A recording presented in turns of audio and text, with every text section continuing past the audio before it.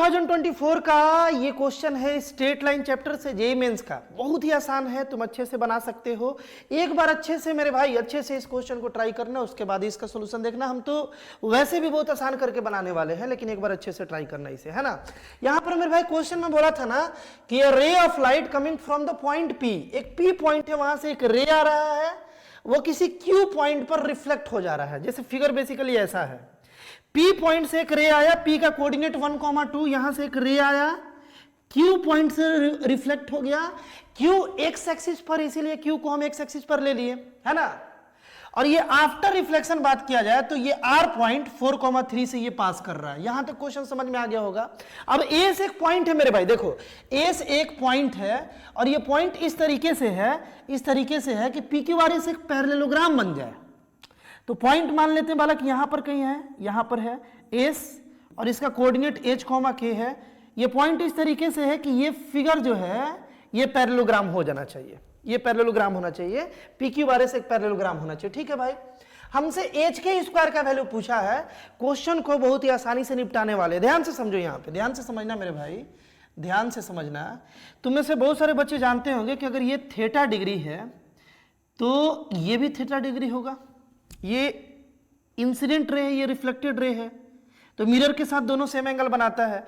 नहीं जानते तो शॉर्ट्स में जल्दी से बता देते हैं। जैसे लेट कर लो, ये नॉर्मल है और ये अगर 30 डिग्री है तो ये भी 30 डिग्री हो जाएगा ना। Angle of incidence is equal to angle of reflection. जब ये 30 तो इसको 60 होना पड़ेगा, क्योंकि ये नॉर्मल था ना, नॉर्मल 90 डिग्री वाला परपेंडिकुलर था, तो ये 30 तो ये भी 60। देखो ये 60 ये भी 60, यानी दोनों बराबर ही आ रहा है। इसका मतलब क्या हुआ, इसका मतलब ये हुआ कि अगर हम लोग इसको थीटा बोले मेरे भाई, तो इसको भी हम लोग थीटा बोलेंगे, क्योंकि इंसिडेंट रे और ये रिफ्लेक्टेड रे, बेसिक बात है ना।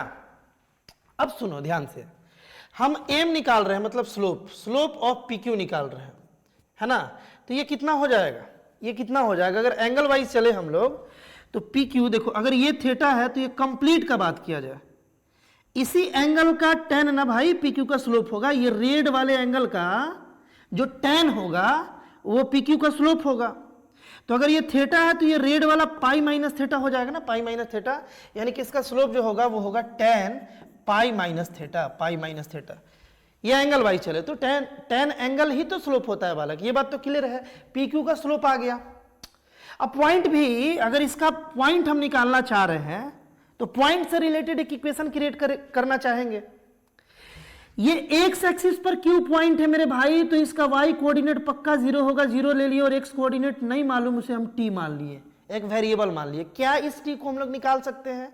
बिल्कुल आसानी से निकालेंगे। यहां पर देखोगे पॉइंट वाइज अगर पी क्यू का हम स्लोप निकाले तो y2 minus y1 by x2 minus x1 जानते हो, यानी कि ये हो जाएगा 2 माइनस 0 यानी कि 2, और हो जाएगा मेरे भाई 1 माइनस टी। ये दोनों बराबर होता है, ये दोनों बराबर है, क्योंकि ये भी स्लोप ही बता रहा है, ये भी स्लोप ही बता रहा है, सेम लाइन का, तो दोनों बराबर होगा। अब tan pi minus theta minus tan theta होगा, है ना। tan पाई माइनस थीटा क्या होगा मेरे भाई, माइनस tan थीटा, तो यहाँ पर माइनस tan थीटा लिख दिए। अब इस माइनस को उधर भेजे तो अपने पास tan थीटा का यहाँ से वैल्यू जो है वो -2/1 माइनस टी आ गया। ये बात क्लियर है। देखो बालक, आर क्यू का अगर हम, देखो ये तो थीटा है ना, अगर हम आर क्यू का स्लोप निकालना चाहें, आर क्यू का स्लोप निकालना चाहे तो ये तो डायरेक्ट tan थीटा हो जाएगा ना बालक, ये डायरेक्ट क्या हो जाएगा मेरे भाई, tan थीटा हो जाएगा, क्योंकि आर क्यू का एक्स एक्सिस के साथ केवल थीटा बन रहा है। इस लाइन का तो पाई माइनस थीटा था, तो इसलिए हम tan पाई माइनस थीटा शुरुआत में लिखे थे। बात क्लियर है ना। पॉइंट वाइज चला जाए तो इस यहाँ पर एक इक्वेशन क्रिएट कर लेंगे, 3 माइनस 0 यानी कि 3, और यहाँ पर 4 माइनस टी, ये बात आ जाएगा। अब इन दोनों इक्वेशन को देखो, एक तुम इसको देखो और एक इसको देखो। tan थीटा का वैल्यू यहां से ये आ रहा है, tan थीटा का वैल्यू ये आ रहा है। अगर थीटा बराबर ही है तो ये भी बराबर होगा, यानी कि एक इक्वेशन मिल गया हमें कि -2/1 माइनस टी जो है मेरे भाई ये बराबर हो जाएगा 3/4 माइनस टी से। ये बात तो समझ गए होगे ना। अब यहां से क्या हम लोग टी निकाल सकते हैं, आसानी से निकाल लेंगे, है ना। निकाल लेते हैं जल्दी। जैसे ये इधर गया तो -8 और फिर +2t हो गया मेरे भाई, और इसको इधर लाए तो यहां से 3 माइनस 3t हो गया, यही बात है ना। अब देखो इसको इधर लाए तो 5t हो गया, और इसको इधर ले गए तो 11 हो गया। t का वैल्यू मेरे भाई 11/5 आ गया, t निकल गया। t निकलने से क्या हुआ, q का कोऑर्डिनेट निकल गया। q का जो कोऑर्डिनेट है वो अपने पास आ गया मेरे भाई, एक आ गया 11/5 और एक आ गया 0। अभी तक हम लोग जितना भी कुछ किए ये q का कोऑर्डिनेट निकालने के लिए ही इतना सारा काम किया। चलो अब इस सारे काम को हटा देते हैं, अब इसका तो जरूरत नहीं है क्वेश्चन बनाने के लिए। देखो क्वेश्चन अब तुरंत बनने वाला है। कैसे?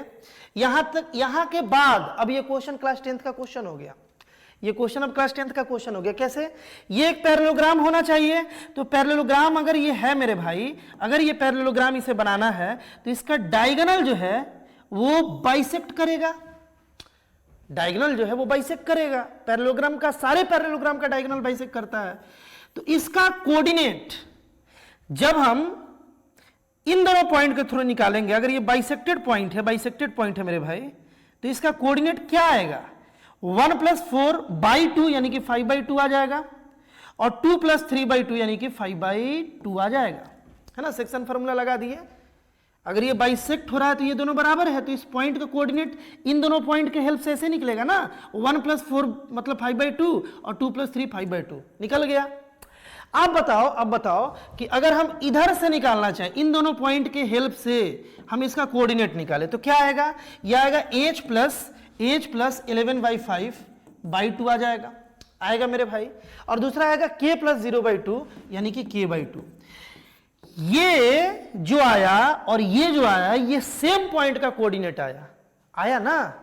तो जाहिर सी बात है इसका x बराबर होगा, इसका y बराबर होगा। करके जल्दी से h और k निकाल के यहां पुट कर देंगे, आंसर मिल गया। कितना आसान था, देखो ध्यान से समझो। यहां पर h + 11/5/2 जो है ये किसके इक्वल हो जाएगा मेरे भाई? ये हो जाएगा 5/2 के बराबर, 5/2 के बराबर। 2 से 2 कैंसिल हो गया, इसको इधर ले चले तो h = अपने पास आ गया 5 - 11/5। ठीक है भाई, यहां पर देखो 5 एलसीएम लिए तो 25 - 11 आ गया, तो यहां से अपने पास 14 आ गया। क्या बालक? 14/5 आ गया। मिला लो तो एक बार, 5 × 7 4। हाँ ठीक है भाई, ये बात आया अपने पास। चलो आगे देखते हैं, k/2 किसके बराबर होगा? k/2 जो है ये भी 5/2 के बराबर होगा, क्योंकि उसी पॉइंट का y कोऑर्डिनेट, उसी पॉइंट का y कोऑर्डिनेट। भाई 2 से 2 कैंसिल, k का वैल्यू 5 आ गया, k का वैल्यू 5 आ गया। अब हमको क्या निकालना है? हमको निकालना है hk², यानी कि h × k, यही निकालना है ना मेरे भाई। h का वैल्यू आ गया 14/5, इंटू करेंगे 5, इंटू करेंगे 5, क्योंकि k का वैल्यू 5 है। 5 से 5 कैंसिल, 14 × 5 है ना। 14 × 5 अपने पास यहाँ पर 70 दिख रहा है। 70 जो होगा यही इस क्वेश्चन का राइट आंसर होगा। कितना आसान क्वेश्चन था। बेसिक भी तगड़ा हो, स्ट्रेट लाइन का एक कॉन्सेप्ट को तगड़े तरीके से रिवाइज करना है तुम्हें, क्योंकि आता है ऐसा क्वेश्चन है, थोड़ा प्रैक्टिस रहेगा, थोड़ा दिमाग लगाओगे, क्वेश्चन को तुरंत उड़ा दोगे। इस टाइप का और भी कंटेंट जो तुम्हारे जेईई मेंस जेईई एडवांस के सफर को लगातार आसान बना रहा है बालक, इस चैनल पर लगातार कंटेंट अपलोड हो रहा है। एक बार चैनल को कंप्लीटली अच्छे से जरूर विजिट करना, काफी बेनिफिशियल लगेगा तुम्हें।